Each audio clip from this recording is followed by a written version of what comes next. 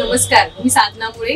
मुंबई वचननामामध्ये आपले सहर्ष स्वागत. चला पाहूया आजच्या ठळक बातम्या. महाराष्ट्रातील ठाणे जिल्ह्यातील भिवंडी नारपोली पोलीस ठाण्याच्या हद्दीत पोलिसांनी 31.75 लाख रुपये किमतीचे 17,000हून अधिक प्रतिबंधित खोकल्याचे सिरप जप्त केले असून बेकायदेशीरपणे कफ सिरप बाळगल्याप्रकरणी 5 जणांना अटक केली आहे.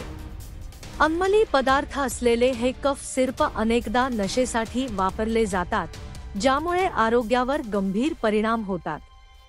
आज पत्रकार परिषद घेताना पोलिसांनी सांगितले की या सरबतांची रीतसर परवानगी घेता विक्री करण्यास मनाई असल्याचे आरोपींना माहीत होते, तरीही ते औषध असलेले सिरप त्यांच्याकडे ठेवत होते.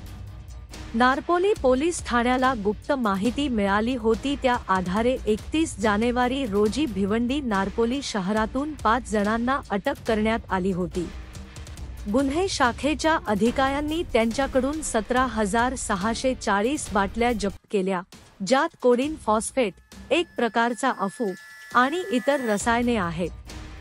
हे 147 बॉक्समध्ये ठेवण्यात आले असून त्यांची बेकायदेशीरपणे विक्री होत असल्याचे त्यांनी सांगितले.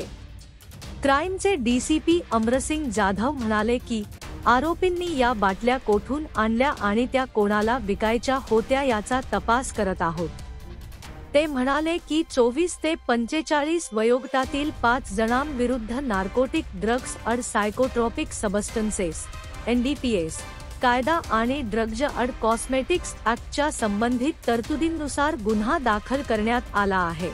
आपल्या मुंबई वचननामा चॅनलला सबस्क्राईब करा आणि बेल आयकॉन दाबायला विसरू नका.